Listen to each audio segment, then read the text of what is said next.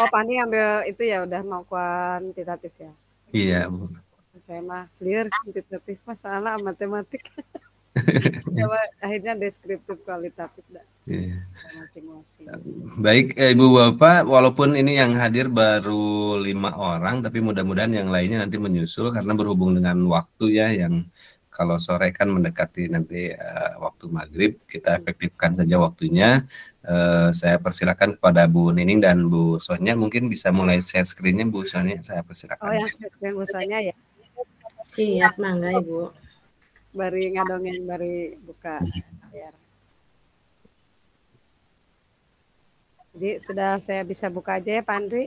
Mangga Bang Bu. Bismillahirrahmanirrahim. Assalamualaikum warahmatullahi wabarakatuh. Waalaikumsalam warahmatullahi.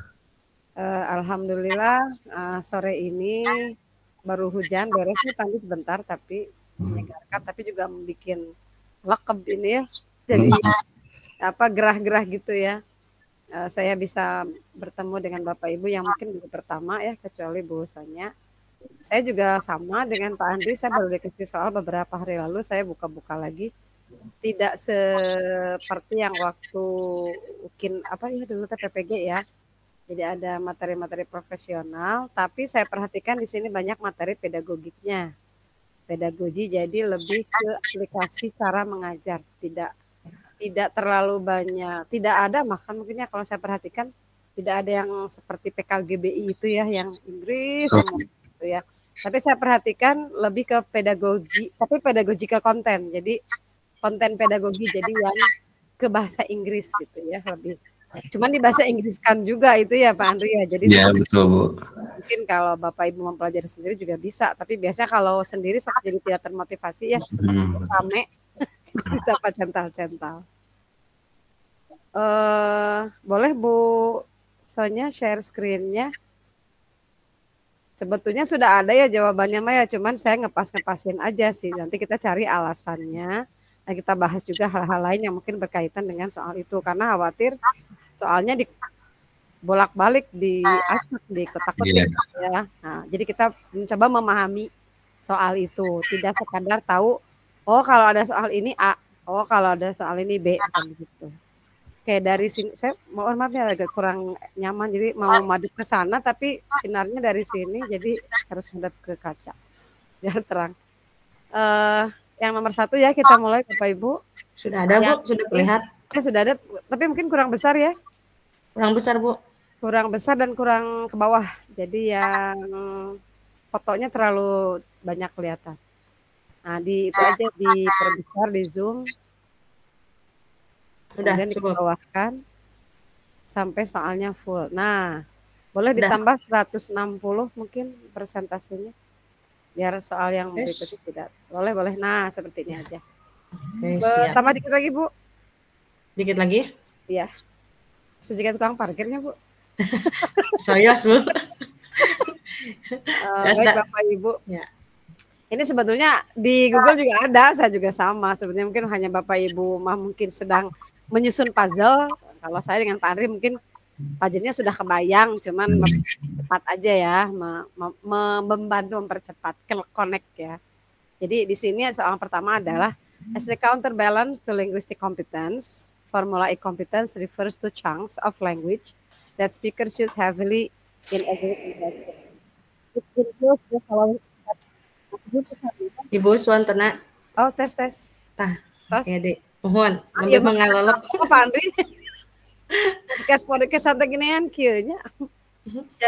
Jadi di sini kita membahas tentang dua hal. Satu membahas linguistic competence, tapi soalnya membahas formula E competence. Jadi kalau kita ngajar bahasa Inggris itu bahasa ini ya secara umum kalau kita ngajar bahasa itu anak harus memiliki beberapa kompetensi. Salah satunya adalah kompetensi linguistik.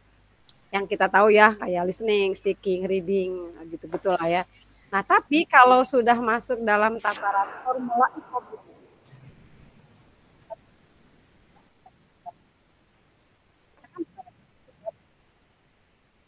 Bu, suaranya nggak ada. Alit pisan, Bu.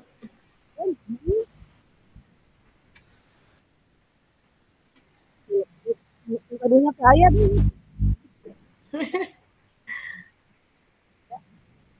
Alit Bu. Alit pisan.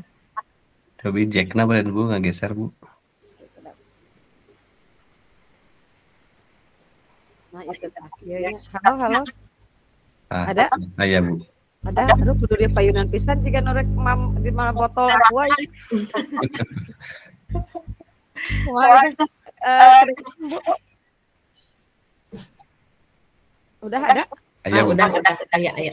Tapi asa ekonya enggak? Oh enggak. Oke, baik Bapak Ibu saya ulangi. Jadi di dalam pembelajaran bahasa itu kita memiliki tujuan anak-anak, siswa atau kita lah. Pokoknya setiap pembelajaran bahasa itu harus memiliki kompetensi berbahasa. Beberapa kompetensi berbahasa itu salah satunya adalah linguistic competence. Nah, kalau orang-orang yang tidak belajar yang belajar bahasanya itu sebagai bahasa asing, itu tidak terlalu mikirin formula e-competence. Formula e-competence itu untuk orang-orang yang native language gitu ya. Kalau kita kan bukan native language ya. Di dalam formula e-competence itu ada beberapa hal yang perlu dipertimbangkan. Makanya kita nggak terlalu mengenal karena kita tidak belajar sebagai native speaker. Nah, 4 hal itu adalah idioms.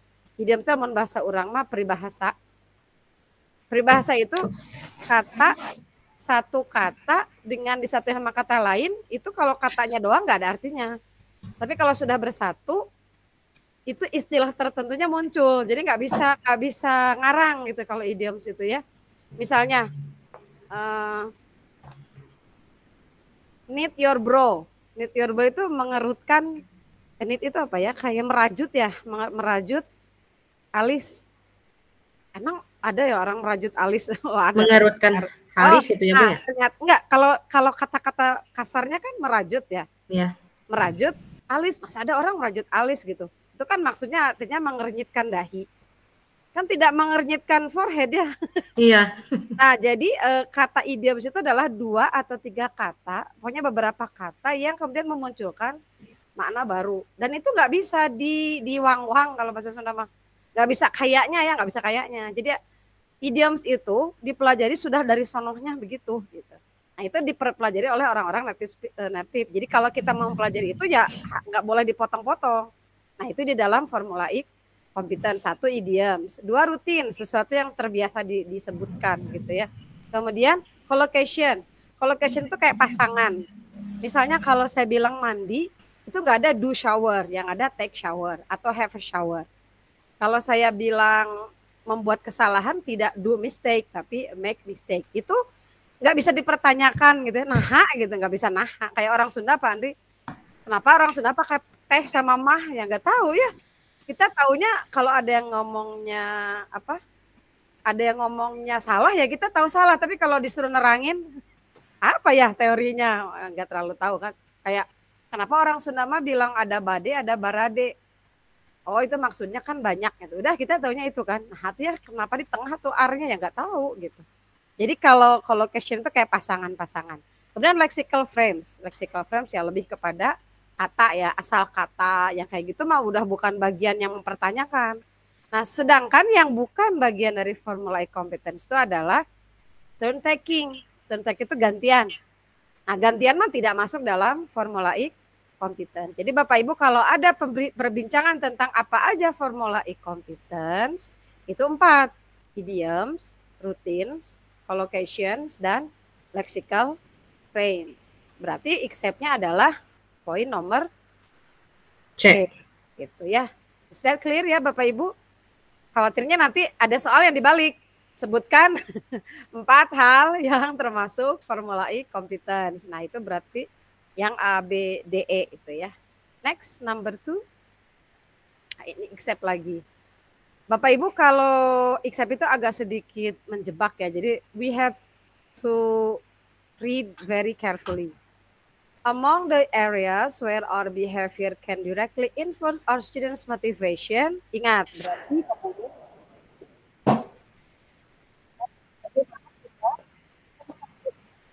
Bu Swantena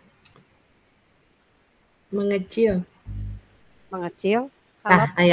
Ada lagi. Aduh ya posisinya meni kedah pas. Kedah nangoh Sunda. Jadi di dalam bidang motivasi siswa itu, kita itu harus mempengaruhi motivasi siswa itu di dalam pembelajaran berbahasa ya. Itu ada tujuan-tujuan pendek. Jadi motivasi yang kita berikan kepada siswa dalam rangka tujuan pendek gitu, supaya mereka mau belajar bahasa asing gitu ya. Apa sih yang harus kita berikan kepada siswa, ngomong apa sih gitu, supaya mereka oh iya kita penting nih belajar ini. Apa sih alasannya? Nah, di antara ini tuh ini alasannya. Tujuan-tujuan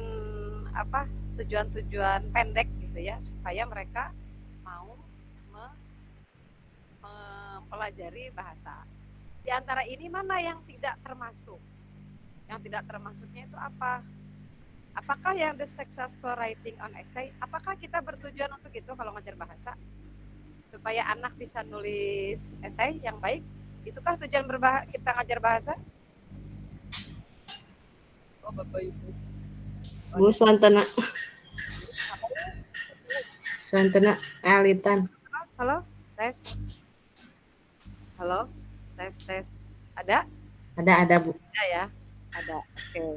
Jadi untuk nomor 2 ini yang diminta adalah apa yang bisa kita lakukan, bukan apa ya, yang kecuali dari tujuan kita ngajar berbahasa lah, itu intinya mungkin ya. Kalau orang ngajar bahasa itu tujuannya itu apa, nah yang kecualinya apa gitu. Ayo Bapak Ibu, kalau kita mau bilang ke anak-anak untuk belajar bahasa supaya mereka bisa apa? Apakah A, B, C, D atau E? Nah kalau ada yang enggaknya berarti yang accept. Kita mah nggak ngajar berbahasa untuk tujuan ini loh gitu. Mana yang bukan tujuan mengajar berbahasa? Yang bukan. Jadi yang 4-nya itu yang yang 4. C ya Bu.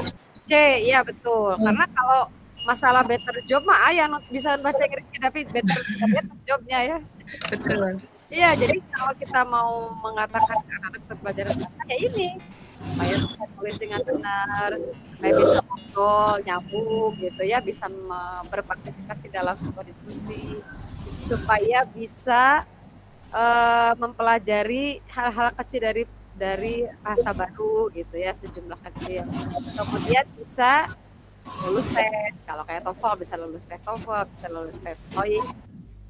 Berikutnya nomor 3. Jadi isinya nomor 2 adalah the possibility of a better job in the future. Jadi kita tidak mengajar bahasa supaya anak-anak jadi dapat masa depan yang lebih cerah, itu terlalu jauh ya. Makanya kita bilang shorter. Oke, nomor 3. Applying the humanistic approach, the teacher should encourage supportive atmosphere in the classroom by means of the following act.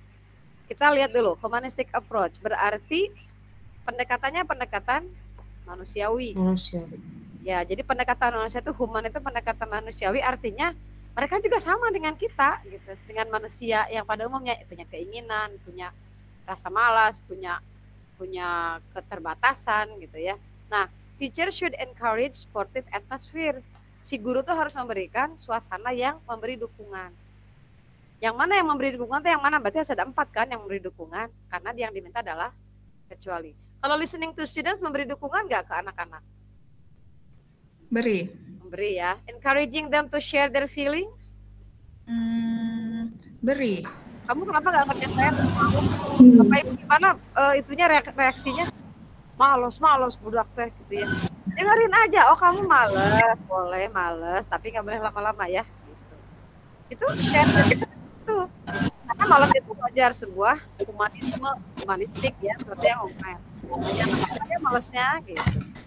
Tapi yang comments without judgment. Nah, eta mah gitu. Kenapa gitu? Jangan, kamu mah kenapa? Tapi kenapa menurut kamu begitu? Coba. Kalau ini kenapa begini? Jadi ditanya, diterima komentar. Kemudian fixing the aims of the course for one lesson. Yang ini juga termasuk yang memberikan encourage supportive atmosphere. Jadi dalam satu pembelajaran itu jelas gitu. Si tujuannya itu jelas. Mau reading, mau speaking, mau listening, mau writing itu jelas.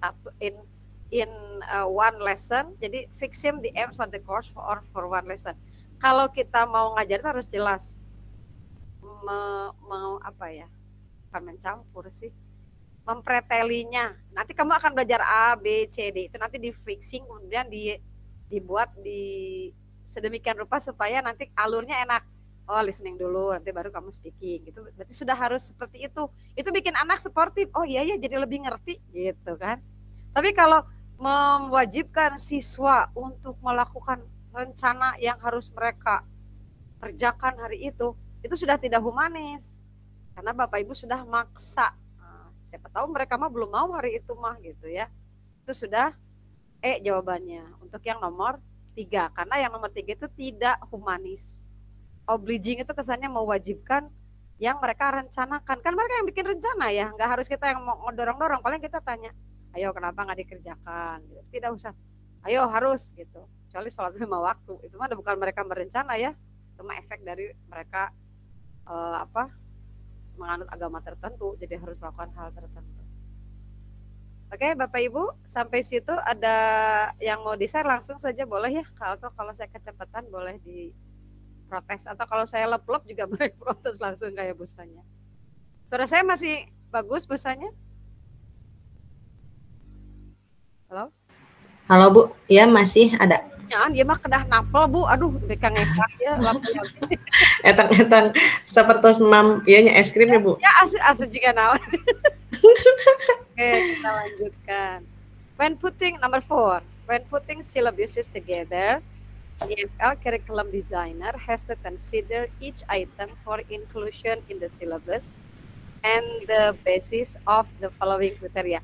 Ini, kalau kita bikin silabus itu kayak pretelannya dari tujuan besar itu ya ceritanya. Kita tuh harus mikirin ini gitu. Ketika kita bikin kurikulum, bikin silabus, harus mikirin hal-hal berikut. Yang nggak dipikirin apa gitu. Jadi kan except ya, berarti kecuali yang nggak usah dipikirin saat bikin memikirkan apa yang sih masuk yang harus dimasukkan dalam silabus itu apa aja. Apakah learnability-nya harus dimasukkan? Kira-kira ini bisa dipelajari nggak gitu. Apakah itu menjadi perhatian Bapak Ibu kalau bikin kurikulum atau bikin silabus di kurikulum? Perlu diperhatikan nggak? Perlu Bu. Pelajarannya, pelajaran. Kemampuan mereka, misalnya saya mau ngasih rumus kalkulus buat anak SMP. Mungkin nggak ya anak SMP paham kalkulus? Nggak saya gitu paham. Kan ada tugas perkembangan yang misalnya belum, berarti si guru itu, si yang bikin silabus itu harus mikirin, oh ini mah nggak mungkin, artinya learnability harus dipikirkan. Kemudian usefulness, berguna nggak sih kalkulus buat anak SMP? Gitu, berarti usefulness-nya dipikirkan. Kemudian frekuensi, ini emang muncul nggak sih dalam kehidupan anak-anak SMP? Gitu ya, frekuensi. Enggak sih, ini emang nggak muncul, ya udah jangan dipelajari di SMP, mungkin nanti di SMA gitu. Coverage, menutup nggak? Meliputi nggak dari kebutuhan mereka itu? Oh iya, ini meliputi nih, kalau materinya sampai sini tuh meliputi, kalau sampai sini jangan. Kalau SD mah sampai sini aja, kalau SMP sampai sini, kan kayak gitu. Itu namanya coverage. Kalau trading, jadi itu kan menilai ya, di dalam silabus misalnya anak harus diberi nilai 100. Nah, gitu mah jangan dipikirin di silabus. Yang dipikirin adalah apakah materinya bisa dipelajari, apakah berguna, apakah memang muncul kebutuhannya sering, apakah materi itu bisa meliputi seluruh yang dia butuhkan. Jadi bukan mikirin nilainya berapa gitu. Itu yang orang bikin silabus. Lanjut nomor 5. When assigning the learners in the closer section, kalau kita mau ngasih nilai, ngasih tugas ke siswa pada akhir pembelajaran.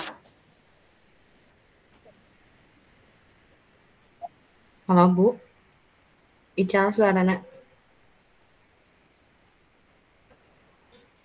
Halo. Ada Bu? Ada lagi. Ada. Kudu mirip ya.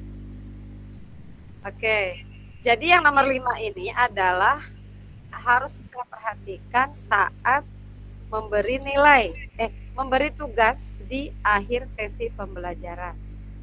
Jadi katanya kalau kita mau ngasih tugas ke siswa di akhir pembelajaran, maka harus ingat bahwa mereka itu harus bisa menampilkan skillnya. Misalnya kalau ngajarin reading, ya berarti mereka harus paham apa yang dibaca. Kalau kita sudah mengajarkan cara menyapa, maka di akhir pembelajaran tugasnya adalah mereka harus menampilkan kemampuan itu, gitu ya. Nah, kecuali yang mana nih? Yang harus kita buat itu yang mana? Kecuali, gitu ya. Apakah make a clear connection between the lesson and the homework? Itu tugas kita. Membuat hubungan yang jelas antara pelajaran sekarang dengan nanti tugas. Kemudian, apakah make sure to assign the homework directly after the lesson? Yakinkan memberi tugas itu begitu selesai pelajaran. Kemudian yang ketiga, yang C, terangkan dengan jelas tugas yang diberikan kepada siswa.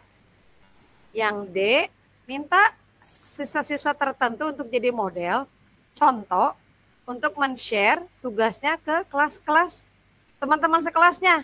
Tak anu pinter, tak sok share tugasnya ke baturan kamu gitu ya. Atau yang E, yakinlah kita harus mengecek pemahaman siswa. Yang mana Bapak Ibu yang harus dilakukan, 4 hal yang harus dilakukan kalau kita menutup pelajaran. Kecuali ya Bu.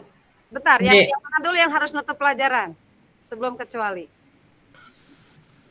Ngecek apa? Perlu nggak membuat clear connection dengan tugas berikutnya, dengan PR-nya? Perlu ya? Bisa perlu ya, itu. Harus. Jadi ya, Bapak jangan begini.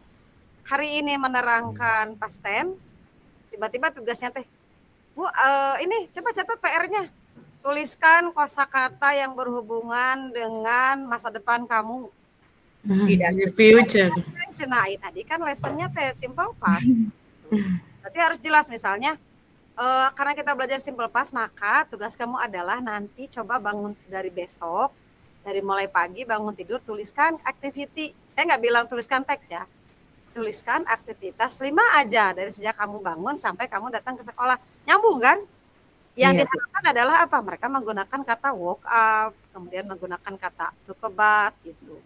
To make connection. Jadi di akhir pembelajaran itu harus begitu. Harus yakin bahwa anaknya ngerti. Kalau mau dikasih PR juga harus yang nyambung sama. Nah, berarti yang dari kelima ini yang enggak nyambung yang mana dengan penutupan dari pelajaran? Yang D. Yang D, Bu. Kalau gitu kayak nyuruh, kamu ada yang benar udah ngerjain, so kamu share aja. Terus ngapain kita ngasih tugas ya? Kalau gitu. Terus gurunya diam gitu. Iya, gurunya diam aja ya, bagian tugas anak pinter. Langsung diomel ya Bu ya. Kamu makan gaji buta. Nanti kalau nggak cari sertifikasi marah gitu ya. Tapi pas gitu merasa udahlah gampang.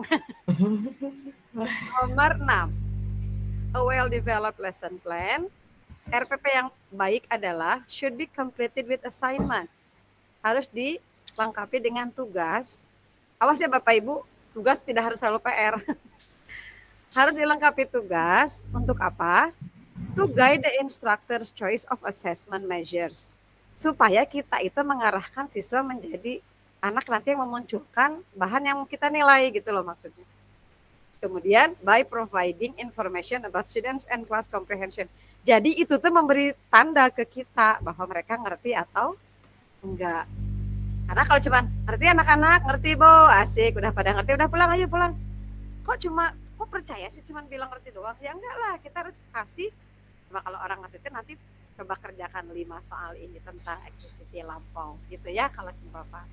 Contoh kecil. Jadi nanti ternyata ada aja anak yang wake up masih wake up, atau tadi nih pagi ini saya bilang anak-anak nulis apa? Kalau lampau dari play apa? Played. Ya, harusnya kan played bacanya kan? Iya, played. Benar, tapi dia ngomongnya played. Gitu, berarti mereka belum paham. Kalau dia nggak ditugasin, kita nggak tahu tuh kalau ada anak yang ternyata masih belum paham. Gitu ya. Itu artinya lesson plan-nya itu well developed, dibuat dengan baik karena memunculkan tugas yang nyambung dengan nanti pengukuran seberapa paham anak itu.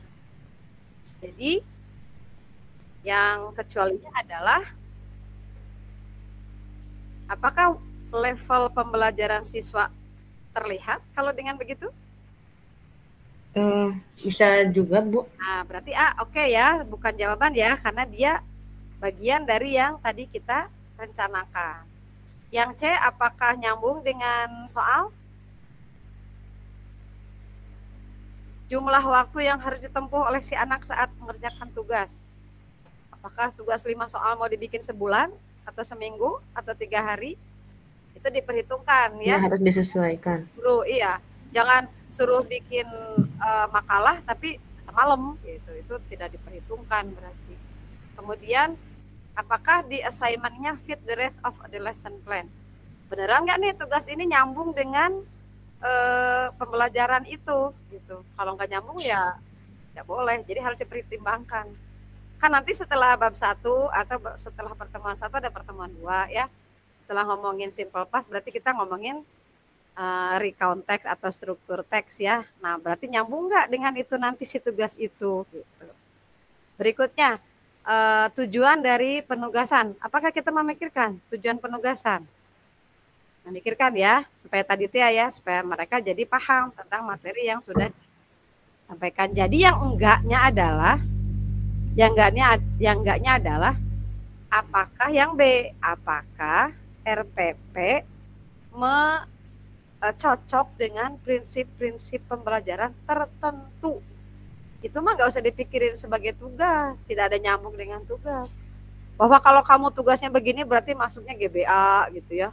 Kalau kamu tugasnya begini berarti masuknya ke namanya interdiferensiasi. Enggak. Kalau lesson plan yang di assignment mah nggak harus begitu. Jadi yang jawabannya adalah yang nomor 6 adalah yang kecualinya B. Yang B. Ya. Clear ya? Oke. Lanjut ke nomor 7. The closure step of a lesson plan.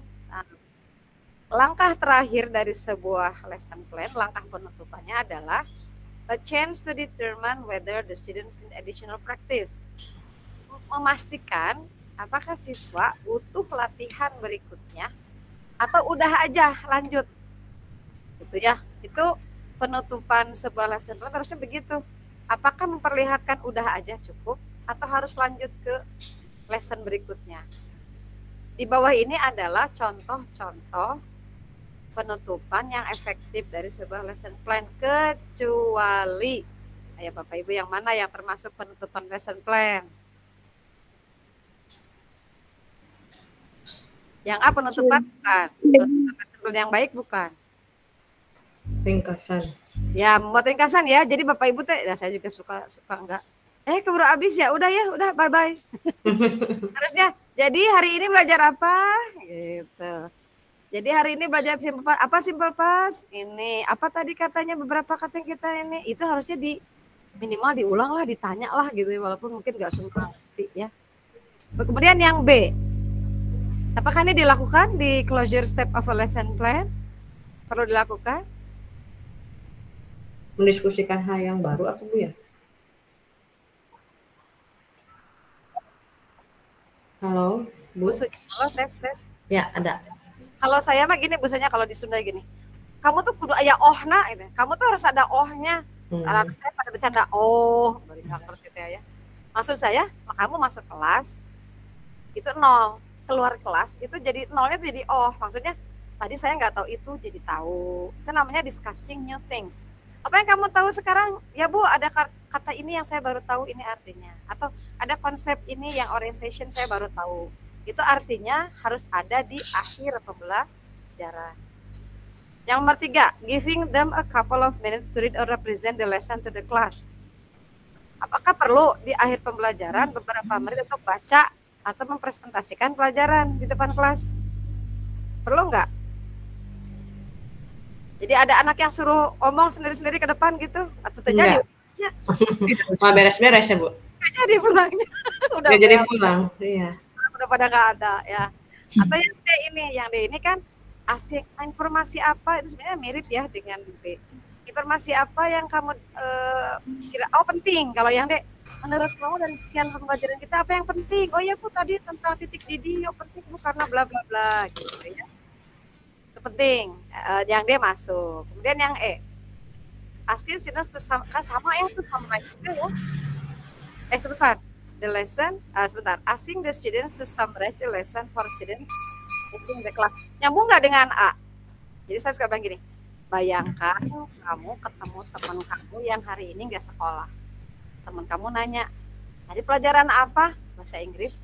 Pelajaran naon? Nah, kalau kamu sudah bisa jawab itu, berarti kamu tuh udah hebat. Kamu ngerti. Berarti kamu sudah bisa summarize, sudah bisa Merangkum, meringkaskan. Jadi closer dari, ayo siapa yang bisa merangkum berapa kata dari hari ini gitu. Terus di closer. Jadi mana nih yang enggak? Yang C. Yang C ya. Jadi karena nanti kalau apa? Semua anak suruh ngomong gitu enggak jadi itu pulangnya ya. Maghrib ya, Bu.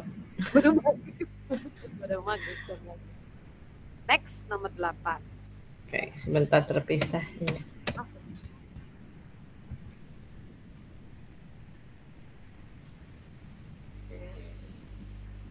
Nah ini ya, 8 ya. Rina is solitary type of student. Bapak Ibu terang solitary? Solitaire? Apa itu Penyendiri? Ya, menyendiri. Bapak Ibu jangan dipaksa ya, orang menyendiri suruh ngumpul sama orang yang cara repot, jangan dipaksa, kasihan. Ya. Stres. Stres, benar, mereka akan stres.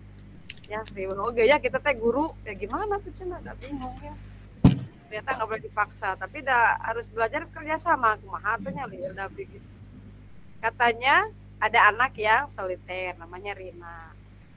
Kemudian the most suitable learning source for the teacher to facilitate Rina ini mau belajar baca sama dengan teman-temannya yang lain, belajar memahami makna bacaan, belajar mendapatkan makna bacaan. Ini si Rina mah penyendiri. Kira-kira mau dikasih apa tuh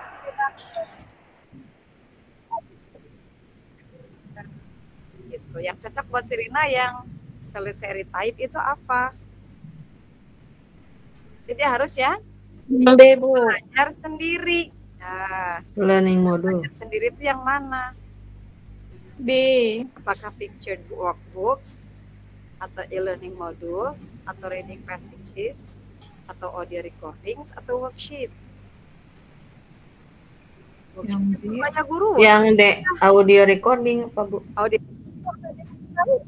E-learning modules, Bu, yang D. namanya modul itu sesuatu yang bisa membuat orang belajar Mandiri. Itu bedanya modul sama buku ya. Jadi ini nggak usah nanya-nanya juga ke orang itu sampai sedetail-detailnya di modul ini. Next. Next 9 ya.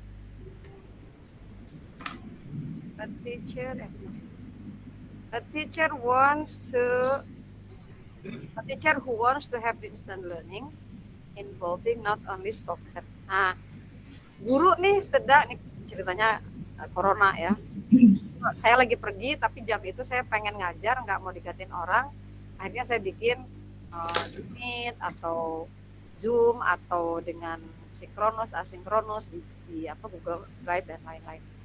Gimana caranya supaya saat saya pembelajaran jarak jauh nggak cuma spoken, tapi juga nggak cuma ada omongan, tapi juga ada gambar yang membuat mereka seolah-olah sedang bertukar ide.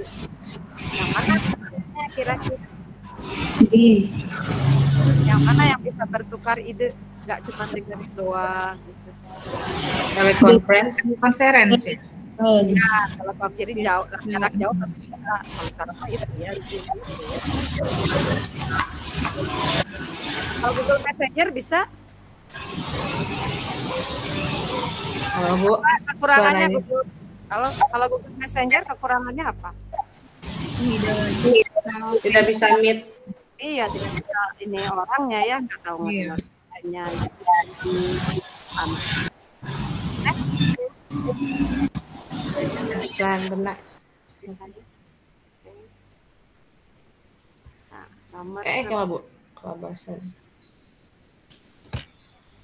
Oke, Bapak Ibu nomor 10, saya nggak akan bacakan kira-kira Bapak Ibu menangkapnya ini soal minta apa? Dalam bahasa sendiri aja. Biar nggak saya sendiri yang ngomong. Dua baris ini kita belajar juga mencoba memahami makna. Kira-kira pengen apa sih? Apa yang diminta soal ini? Tujuan.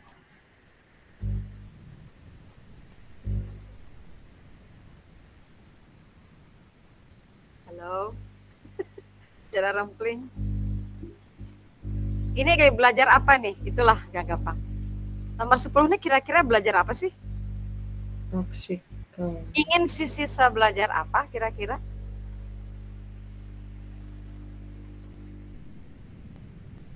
Lexical teh Lexical item, berbahasa ya Bu ya. kosakata, lexical item. Kosakata ya. Kosakata cuma di sini mah kosakatanya yang berhubungan dengan report text. Ini Report apapun itu, kalau sudah ngomongin lexical berarti leksis itu kata. Bapak Ibu kalau mau ngajarin kata, kira-kira yang enggak yang mana?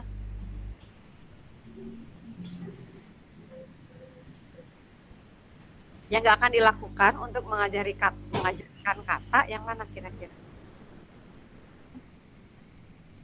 Kata dan maknanya ya, bukan kata doang. Maksudnya kata ini tuh maknanya ini, kata ini tuh maknanya ini. Kira-kira Yang B. yang ngajarin yang mana? Yang enggak akan. Yang B apa Bu? Yang B apa? Label pictures. With appropriate words. Picture dengan words berarti nyambung makna dong. Nyambung ya. Nah, mana yang nggak akan saya tempuh sebagai Abu. ajaran Bu. makna dan kata? Abu. Iya, Yang A. yang A. Jadi Bapak Ibu jangan coba main-main dengan jumbled letters kalau anaknya juga belum punya kosakata yang banyak.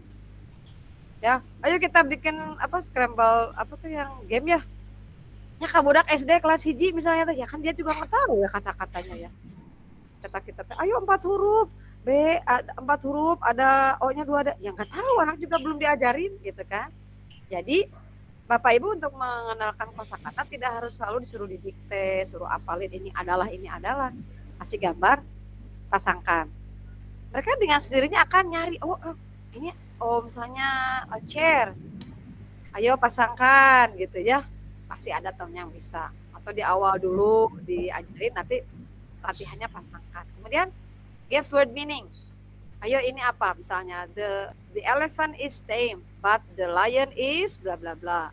Oh berarti minta kalau si elephant mah tame teh bla bla bla. Kalau si lion berarti jika nama iya cenah nanti jinak mah kan biasanya sama was berarti wild gitu. Jadi mereka disodorkan dengan guessing meaning.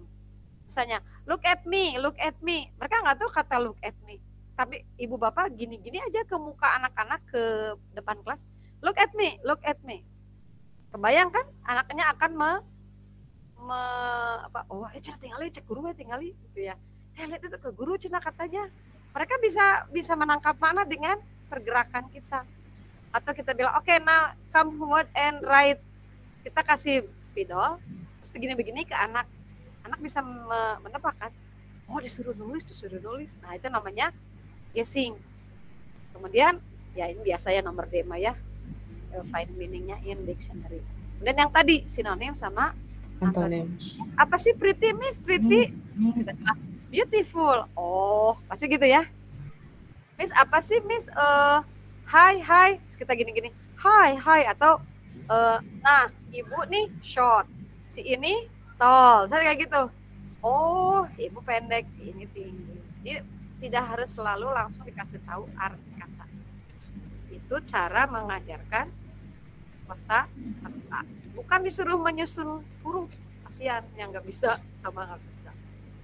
Oke, lanjutkan. Together for the learning. Bentar Bu, ngaclong Bu. Ya. Oke, ini yang learning styles. Students who are feel independent when teaching reading. Nah katanya untuk memanjakan gaya belajar siswa yang orangnya tuh bebas gitu ya. Waktu ngajar reading, si Pak Hanafi itu harus pengen siswanya tuh gimana. Coba, let's see. Ada 5 ya. What Mr. Hanafi will require his students to, si Mr. Hanafi itu ingin siswanya itu gimana supaya dia itu dalam rangka ngajarin reading, tapi membuat si anak itu bebas atau ya bukan bebas, keluarkan idenya gitu. Paham ya Bapak Ibu? Gimana caranya setelah ngajarin reading itu anak memiliki kemampuan bernalar yang lebih lepas gitu, tidak terkungkung dengan bacaan itu, gitulah maksudnya. Coba kira-kira yang mana? Yang B, Bu. Yang B, kenapa? Yo. Dengan mengidentifikasi main point kan biasanya anak-anak lebih bervariatif gitu, Bu, dalam membenahi reading. Oke, iya, jadi apa namanya teh? Poin-poin tertentu ya, poin-poin umum ya, poin-poin utama ya, tidak yang terlalu detail. Jadi ayo coba cari yang lebih ideasnya lebih besar gitu ya, itu namanya main point, mengidentifikasi poin-poin utama dari bacaan itu ya. Oke, kalau follow in-depth ideas apa? Kita menolak juga ada alasannya kenapa A nggak dimasukkan. Ya Bapak Ibu, kenapa yang A nggak dimasukkan?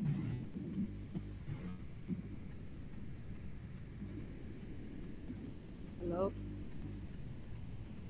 Kalau follow in-depth ideas, kesannya kita tuh seorang analis, gitu ya. Jadi kayak dalam banget. Kita kan mengajarkan pemahaman bacaan ya, reading itu pemahaman bacaan. Bukan lebih kepada konten, bukan, tapi lebih kepada kamu paham nggak cara mencari ide utama, cara mencari ide yang detail, cara mencari ide inferensial makna inferensi. Itu tugas kita untuk mengajarkan reading, tidak masuk dalam konten perdebatan analisa. Kenapa merokok? Karena bukan itunya, tapi lebih kepada kalau kontra kita bilang apa? Nah, SMA ya biasanya. Kalau setuju kita bilang apa? Gitu. Jadi kita lebih kepada alat. Ya Bapak Ibu tidak masuk dalam ranah analisa ekonominya kalau misalnya gitu ya. Tapi kalau I don't agree if, itu nanti mereka diajarkan kalau nggak suka bilang apa, kalau nggak setuju gimana, kalau mau memberikan sebaliknya kamu bilang apa. Nah itu tugas kita. Nah dalam reading begini, tugasnya adalah mengidentifikasi hal-hal yang ide utama, kemudian informasi tersurat, tersirat gitu ya. Kemudian kesimpulan kayak gitu-gitu. Itu tugas kita sebagai guru bahasa. Oke. Nah, Bapak Ibu yang D dan E itu mirip. Retail details of all paragraphs, bayangkan. Harus menceritakan secara detail. Etama sudah nggak bisa bikin bebas lagi ya. Harus detail, harus mirip atau berarti ya. Itu mirip dengan E. Jadi mencari informasi yang spesifik khususnya, itu udah nggak bisa kemana-mana istilahnya. Kalau main point bisa kita ngarang sendiri tapi maknanya tetap sama. Oke, next nomor 12.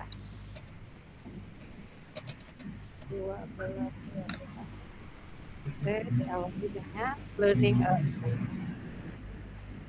learning a new topic can be challenging for students. Sama buat kita juga ya Bapak Ibu. Mempelajari hal baru itu menantang ya, to motivate them to learn with enthusiasm, supaya membuat mereka itu termotivasi mempelajari hal yang baru itu, si guru harus menggunakan empathetic communication strategy. Yang mana Bapak Ibu yang termasuk empathetic communication strategy? Nah, ini mah logika kita aja ya. Ayo, yang empathetic yang mana? Memberi motivasi nih ceritanya, memberi motivasi supaya mereka mau mempelajari hal baru. Bapak Ibu mau melakukan yang mana?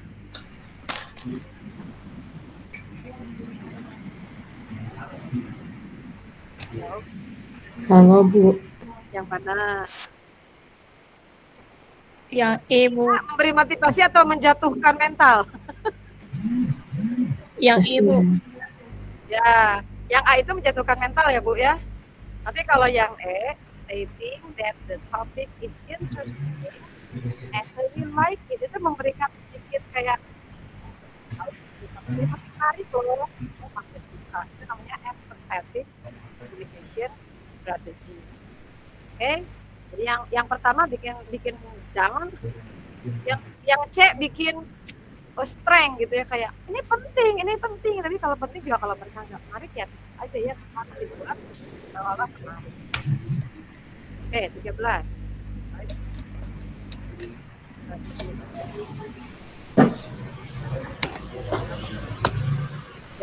The student was texting. Oh ini nih, ini kayaknya tantangan buat kita ya. Pengennya mah nggak gini. Halo, kedengeran Bu? Tes ada? Ada. Excuse me, ma'am. When can I meet? When can? Saya juga kerasan. Halo, ada? Excuse me, ma'am. When can you meet to discuss my report? Si anak ini ngechat ke kita, terus ya bilang, when can you meet me to discuss my report? I have a question to ask. Thank you. Bapak Ibu, kalau ada yang begini tersinggung nggak?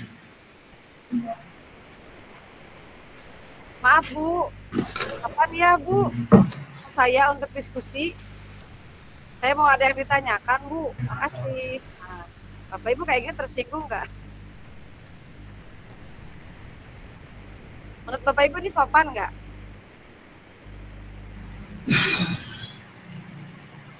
Kurang sopan, men.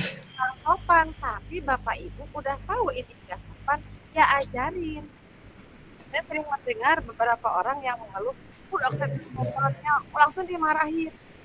Mereka belum tentu tahu bahwa itu nggak sopan, jadi tolong ajari. Jadi yang mana nih di antara ABCDE ini yang akan Bapak Ibu lakukan?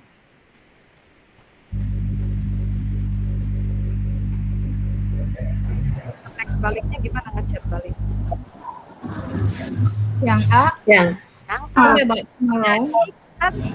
kita tanya balik gitu. Seolah-olah kita sebetulnya kan ada tuh anak yang keceplosan ya. Kan mereka ngerti sopan salah nih maksudnya bukan begitu, kan ada ya. Kalau enggak pun kasih tahu bukan kamu kali yang nama ibu, bukan ibu kali yang nemuin kamu, kamu kali yang nemuin ibu, atau gimana nih mau ya. Jadi dibikin supaya mereka itu ngerasa salah tanpa harus dimarahi. Kan saya mengatakan tidak boleh dimarahi ya. Ya kalau marah itu membuat mereka jadi lebih baik, gak apa-apa. Tapi yang membuat mereka sih kesadaran akan sesuatu itu baik atau benar. Membuat kesadaran itu tidak harus selalu marah. Tapi ngerti. Kasih tahu boleh. Kamu gak boleh apa tadi naik-naik ke kursi waktu ngambil kertas mana sempit Bu? Apa kalau sempit itu berarti masih apa? Bocor Bu ke bawah. Lama mereka juga tahu kok sebetulnya apa solusinya tuh apa. Cuman kita harus sabar aja. Oke ya, next nomor 14 teh yang aduh dikotomos ya. Bapak Ibu pernah bikin soal kan, ada soal itu yang kalau nggak gitu ya tapi ada soal yang ini mah kayaknya agak bener lah, kasih setengah gitu ya, kasih 1/4 misalnya. Pernah nggak bikin soal kayak gitu? Pernah ya? Pernah Bu. Nah, kalau soal itu kalau nggak gitu itu salah, itu namanya dikotomus scoring.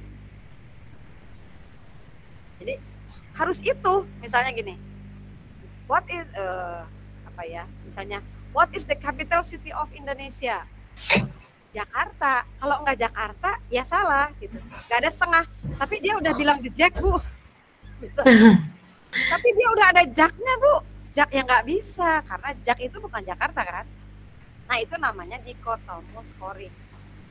Di sini ini itu yang diminta itu. Jadi katanya ada 3 paragraf. Kemudian ada 2 kata yang dimutilasi, 2 kata yang dipotong, dihilangin, harus diisi.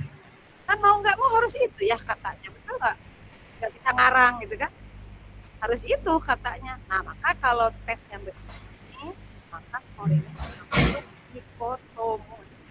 Kalau nggak gitu salah. Is that clear? Iya Bu, clear. Nomor 15. Kalau maaf ya kalau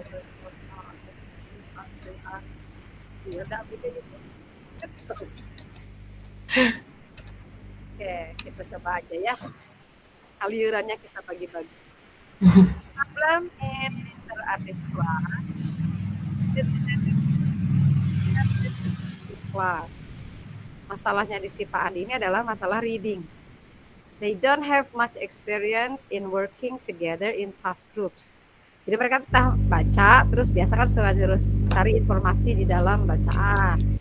Tapi dalam grup gitu kan, ternyata nggak biasa mereka tuh kerjasama.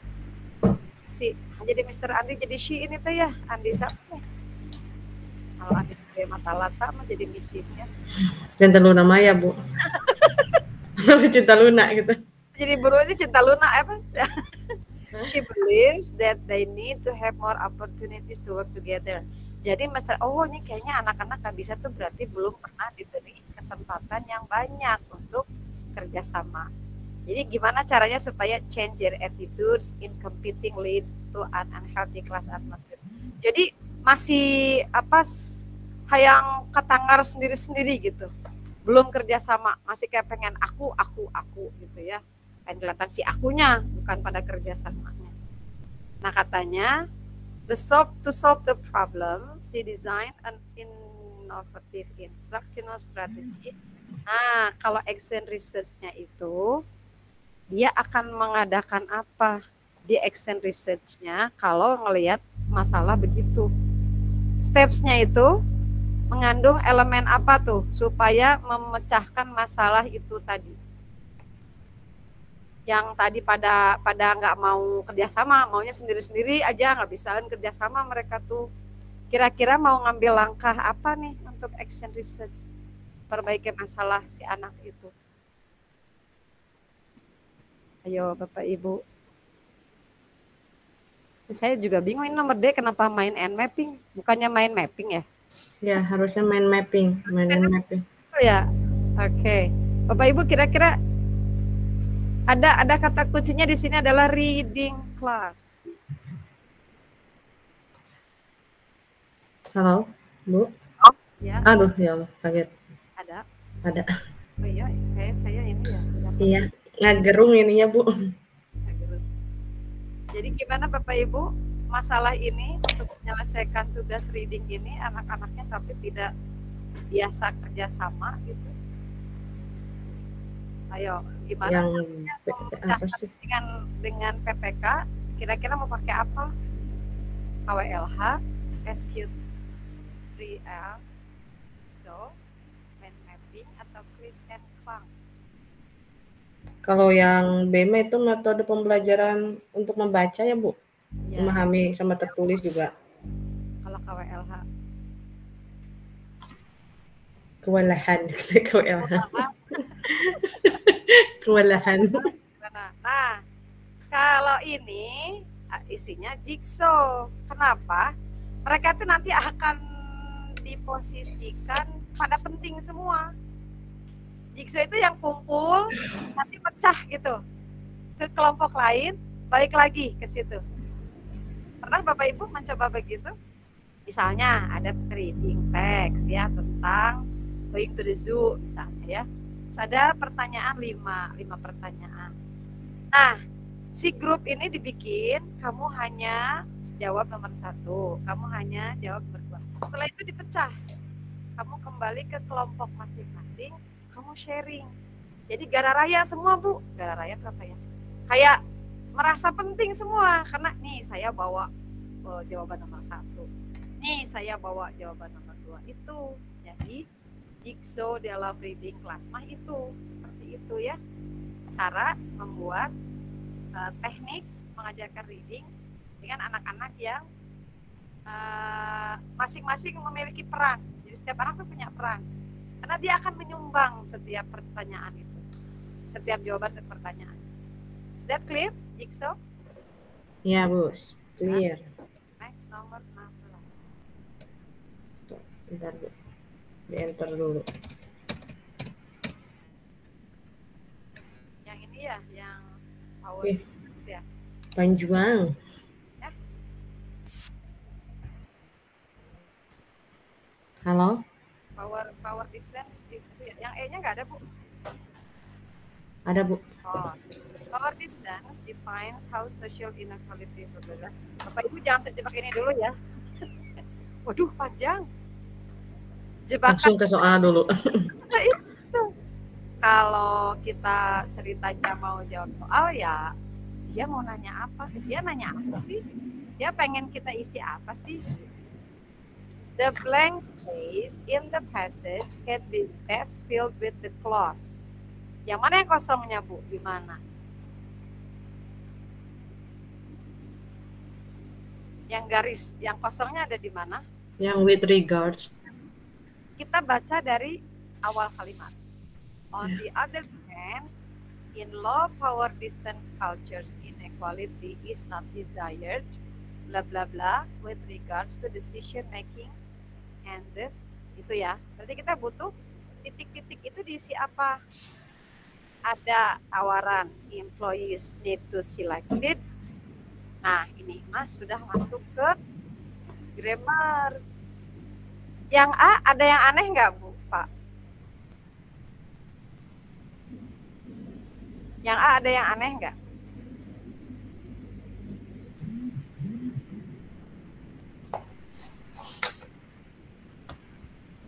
Yang A ada yang aneh nggak kalimatnya? Employees need to select it. Harusnya apa sih yang kurang di situ?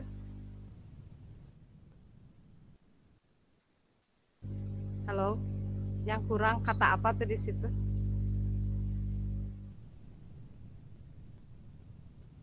Halo Bapak Ibu, menemukan yang kurang dari kata yang nomor A itu? Kurang D-nya harusnya need to be selected ya. Selected ya. Sekarang Bapak Ibu kita lihat. Di A, B, C, D, E ada yang sama-sama ya? Sama-sama employees, sama-sama employers. My question is, apa bedanya employers dengan employees?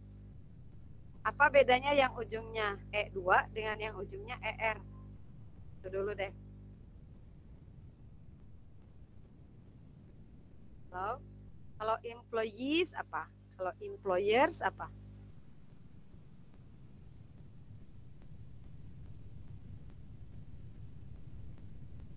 Halo? Employees itu pekerja. Ya, kalau employers? Employers itu kayak apa sih? Employers Branding, mempekerjakan. mempekerjakan. Ya, berarti atasannya. Si apa? Bosnya. Majikan. Kalau kan, ya betul. Employees mah pekerja. Kalau employees majikan. Nah, sekarang kita masukkan ke sini. Kita ngomongin tentang apa, cenayah di atas teh, yang power apa ya, kekuatan apa sih, ke power kenalnya otoritas ya, kekuasaan kan. Nah, sekarang di sini ada pertanyaan sebaliknya, in low power distance culture inequality is not desired, bla bla bla, with regard to decision making. Kalau yang memberi decision making biasanya siapa? Employees atau employers? Yang punya kemampuan decision making siapa? Halo? Yang bertugas memberikan keputusan itu pekerja? Employers. Employers. A dengan B jangan dipikirin. Tuh. Tuh ya. Nah, sekarang tinggal C dan D. Yang ada given authority dengan employers yang distributed power plus leaders yang prefer to be respected. Sekarang kita lihat lagi kalimatnya. Kalau dimasukkan employers are given authority, berarti kita bacanya majikan diberikan kekuasaan dalam rangka mengambil keputusan dan kemudian menjadi leader yang demokratis dan resourceful. Jadi segala tahu gitu. Sekarang kalau kita isi leader, nabrak nggak? Depannya leaders, belakangnya leader, atau harus leaders atau employers. Kalau yang kedua, employers mendistribusikan power dengan dalam rangka keputusan dan kemudian memilih yang lebih pemimpin yang lebih demokratis. Coba, mana yang lebih masuk akal? Yang D. Yang D, kenapa? Kita mah bukan pekerja ya, bingung jadi. Iya. Yang D apa yang mana tuh? Bentar. Okay. Leaders prefer to be respected. In low power distance cultures, inequality is not desires, blah blah blah, with regards to decision making and thus prefer a more resource. Jadi ini pasti yang diminta adalah hal-hal yang berhubungan dengan majikan atau leader ya. Mau yang given authority atau distribute power. Para majikan mendistribusikan kekuatan dalam rangka decision making. Bakal bentrok nggak Pak? Bakal bentrok nggak mendistribusikan kekuatan? Atau are given authority? Yang C kayaknya Bu. Given authority. Atau leaders prefer to be respected? Cuma Yang C kayaknya tidak diberikan otoritas ya. Kalau saya iya. Makanya katanya diberikanlah otoritas untuk berperan sebagai pengambil keputusan. Supaya terlihat nanti siapa yang jadi leader yang demokratis. Ya. Okay. Next 17 sekarang ya. Bapak Ibu mau sampai nomor berapa? Ini udah 17 lebih 10. Mau sampai nomor berapa? Sampai setengah 6 katanya ya. Oke, kita nomor 17 ya. It was bla bla bla in late November. Bapak Ibu mau milih mana nih? A cold gray day atau a small parade day atau one warmer night atau a snow night atau an interesting one?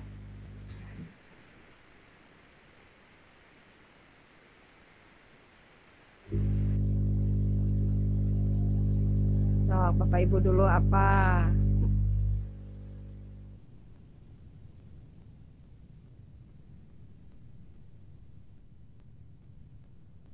Halo? Bapak Ibu mau yang mana? Yuk, dijawab Ibu Bapak. Ibu-ibu dan Ibu Bapak, nggak ada Ya. Bapak. Ya, Pak. Yang Pak. Pada nge-lag ya Pak. Pada nge-lag kecapean. Yang A, Bu. Mungkin hari yang Kenapa dingin. Ya. Hari yang dingin dan kelabu. It was a cold gray day. Dingin. Terus Ibu bacanya. The weather had changed overnight when a backing wind brought a granite sky and a mizzling rain with it. And although it was now only a little after 2 o'clock in the afternoon. Kita menolak C. Karena walaupun ujungnya ada overnight, Oh iya, ini jam 2 sore. Berarti D. Kenapa kalau D enggak yang B ya Bu ya? betul. Karena ada cold gray day, kemudian weathernya itu wind brought a granite sky. Pokoknya notifikasi sebelumnya si weathernya teh yang tepara rubuh gitu. Jadi ada cold gray day itu lebih ke nyambung dengan wind granite sky itu jadi si langit teh nggak cerah gitu ya. Granite kan nggak cerah ya, nggak sparkling gitu kan. Terus ada mizzling rain berarti kan bikin gerimis itu kan bikin agak abu-abu ya kalau dilihat dari kaca mah ya, jadi ada smoke gitu. Jadi ini cocok dengan jawaban A, a cold gray day. Oke, next. Sekarang nomor 18.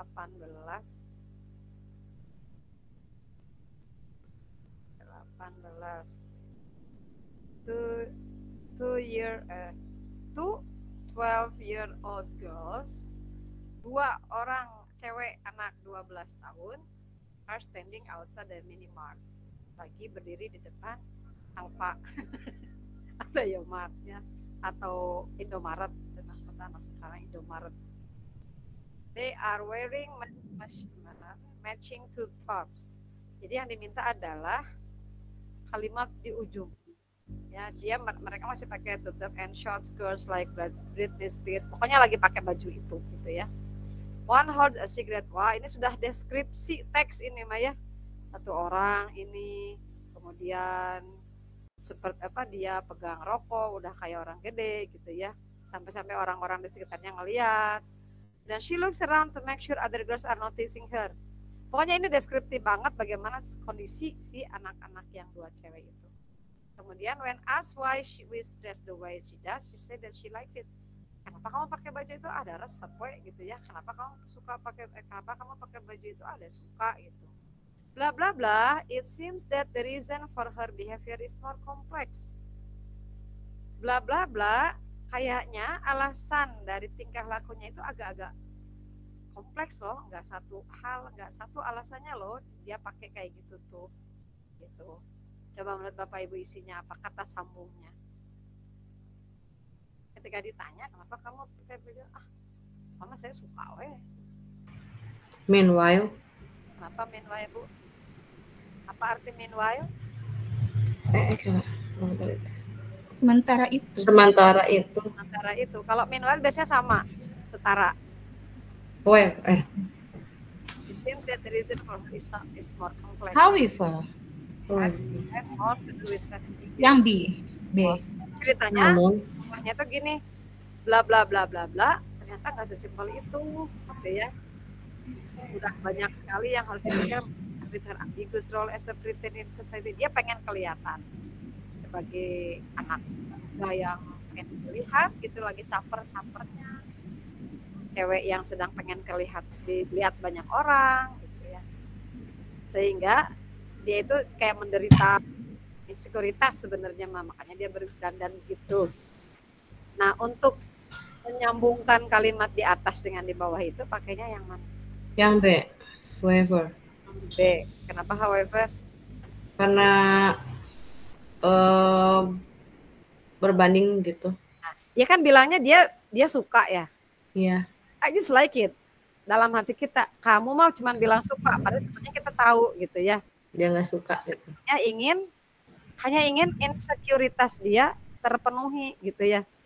Aduh, saya sebetulnya malu. Jadi akhirnya jejeng kelihatan supaya adult, supaya kelihatan sok dewasa. Jadi, however, walaupun demikian, walaupun dia seperti itu, anggara dia teh anak kecil yang itu kelihatannya seperti mencari perhatian. Kita kan kalau lihat bapak-bapak ngerokok nggak terlalu merhatiin ya Bapak Ibu ya. Tapi kalau ada anak SD kelas 6 ngerokok, langsung kita liatin ya. Iya. Nah, itu tipe-tipenya begitu. Jadi mereka kadang-kadang berbuat seperti itu untuk cari perhatian. Jadi ini however, walaupun begitu, walaupun sepertinya dia suka, sebenarnya dia bukan karena suka, dia ingin memperlihatkan ke jati dirinya, berarti dia tidak merasa percaya diri. Gitu. Jadi however, karena berbanding terbalik. Bukan sementara. Kalau meanwhile itu sama. Kalau however berbanding terbalik, kebalikan. Oke, nomor 19 adalah panjangnya. Pada panjang. Tapi ini blank lagi ya. Ada blanknya belum mikir cina. Oke. Ada berapa blank di sini mah? Ada 2 ya. Saya mah ada 2 Bu. 2 betul. Mohon terus. Oh ya, sekarang ditanyanya berarti second blank. Oh, saya kaget soalnya kok nggak ada pasangannya.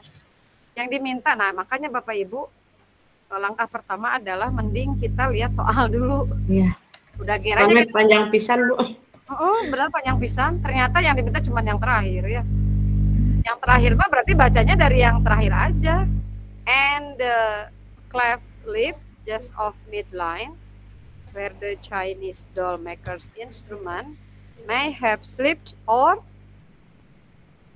and the cleft lip, ini cleft lip bener ya, just off midline where the Chinese doll maker's instrument may have slipped apa atau may have slipped or bla bla bla. Jadi ini ceritanya tentang, coba lihat ke atas sebentar.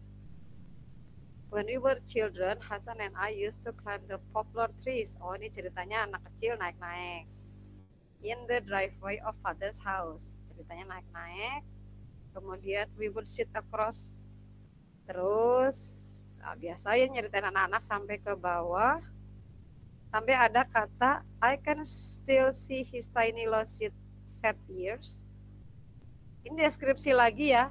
Jadi membayangkan temannya yang bernama si Hasan tuh gini looknya itu. His tiny lost set ears, lagi ngomongin telinganya, ngomongin dagunya ya. Kemudian meaty appendage that look like it was added as a mere afterthought. Kemudian lip, berarti dia ngomongin apa? Kalau kalimat terakhir. And the cleft lip, berarti ngomongin apa? Ngomongin bagian apa? Kalau tadi ngomongin bagian hidung, telinga tuh, lost set ears, that pointed stub of chin, dagu. Kalau yang and the left and the cleft lip, berarti ngomongin apa? Bibir. Bibir. Nah, bayangkan yang ngomongin bibir. Yang mana dari A, B, C, D, E ini?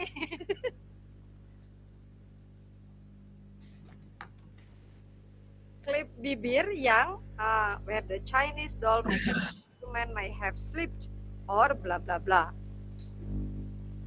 Coba kita lihat. Perhaps he had simply grown tired and careless. Jadi mungkin bibir itu berbentuk sedemikian sehingga menunjukkan kondisi begini. Apakah grown tired and carelessly? Atau gone tired and become careless? Ini Mbak kayaknya nggak pakai soal di atas juga harus bisa jawab deh Bapak Ibu. Ini Mbak grammar ya. Bapak Ibu A, B, C, D atau E. Lihat grammarnya aja.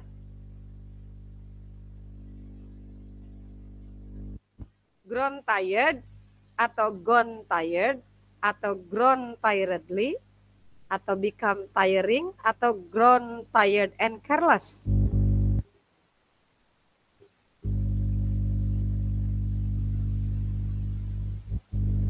Kita coretin yang nggak masuk hitungan grammar ya. Bapak Ibu untuk tiring itu bukan untuk orang. Jadi kalau I am tired, saya capek. Tapi kalau my homework is tiring. Jadi kalau untuk diri sendiri, untuk orangnya adalah tired. Maka D itu ketolak. Oke. Kemudian C, ada kata grown tiredly. Grown itu tumbuh dengan capek. Mungkin nggak tumbuh dengan capek.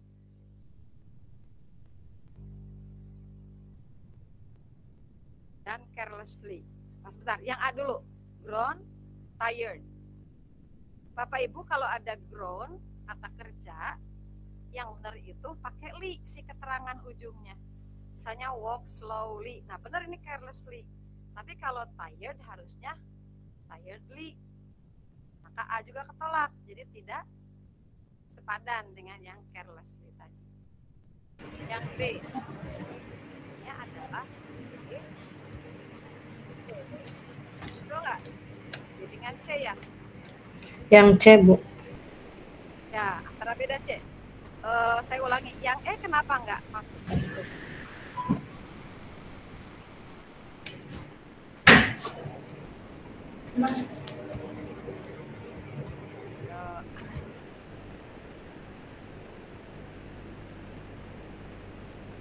Aya dagon mangan hiji cenanya. Karena gonnya ngan hiji. Jadi yang grown tired itu nggak masuk. Grown tired and careless. Jadi kita lihatnya gone tired ya. Terus become nggak mungkin become tiring karena harusnya become tired. Jadi jawabannya adalah B. Oke. Oke, nggak ada yang oke. Oke, Bu. Nah, ternyata saya tidak sendirian, saudara. Oke, nomor 20. Setelah ini diselesaikan dulu, di stop dulu nomor 20, kita diskusi apa yang tadi sebelumnya mungkin harus dipahami lagi ya. Supaya nanti besok, tahu nih pola-polanya seperti itu. Oke, 20. The best arrangement of these sentences to make a logical paragraph. Ini sudah main logika ya. Bapak Ibu ada 7 kalimat. Kira-kira kalimat pertama Bapak Ibu mau pilih yang mana? Kalimat pertama aja dulu. Ayo, Bapak Ibu mau pilih yang mana untuk kalimat pertamanya? Apakah nomor 1 setuju kalau jadi kalimat pertama? Nomor 2 ya, Bu. Pertanyaan saya, nomor 1 setuju nggak, Bu?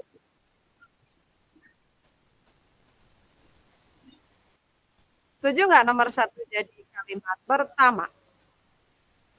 Tidak. Nah, jadi ditanya kenapa? Tidak, Bu. Karena ada kata also.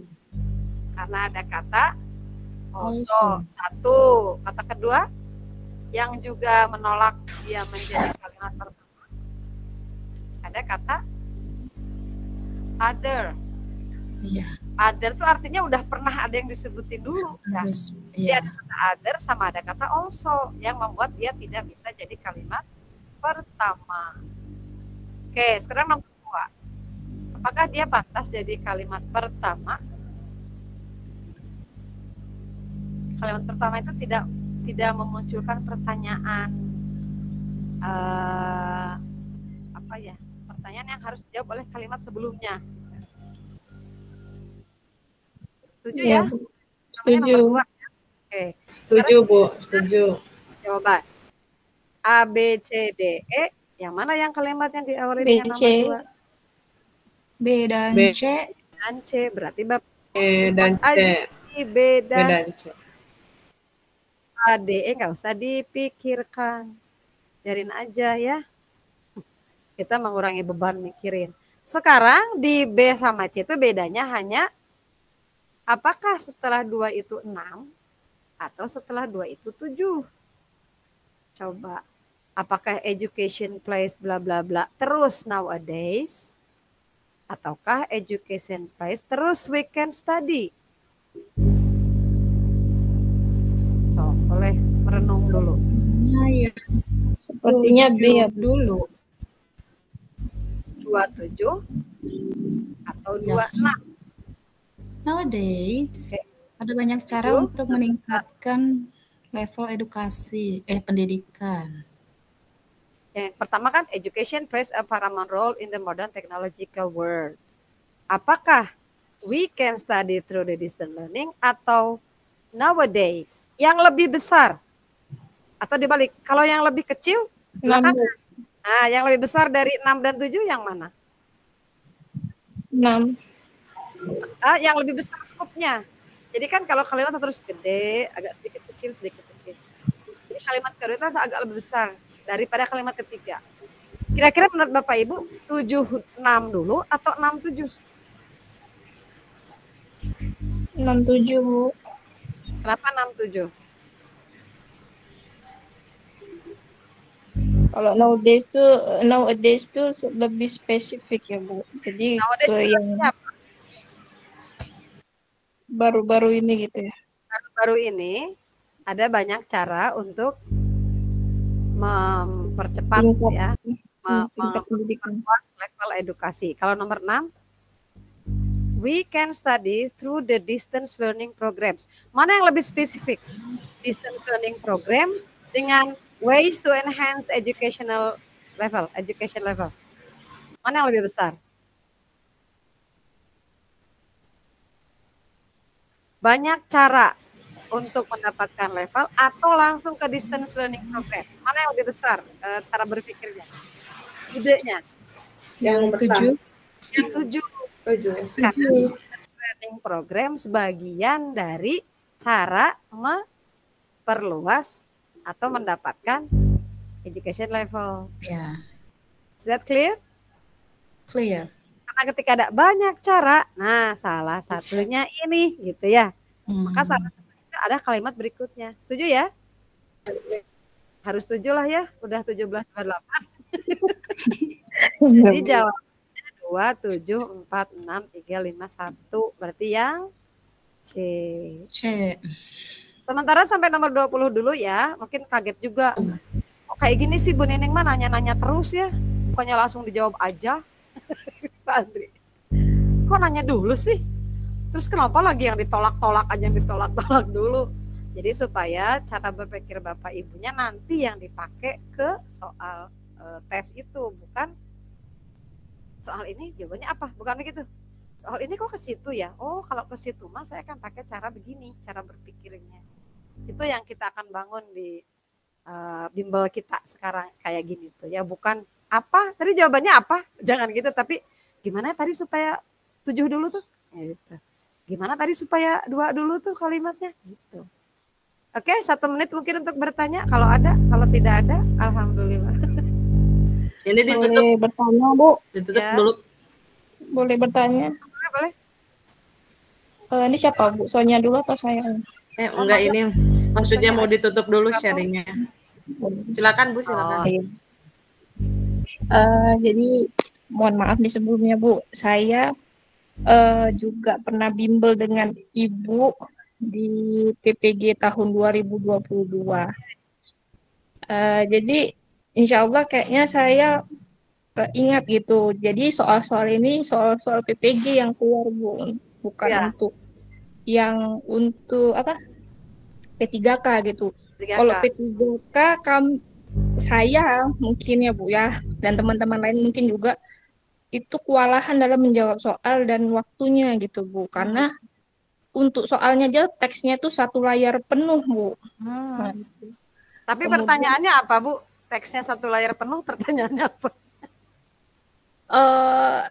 sebenarnya pertanyaannya ya apa ya,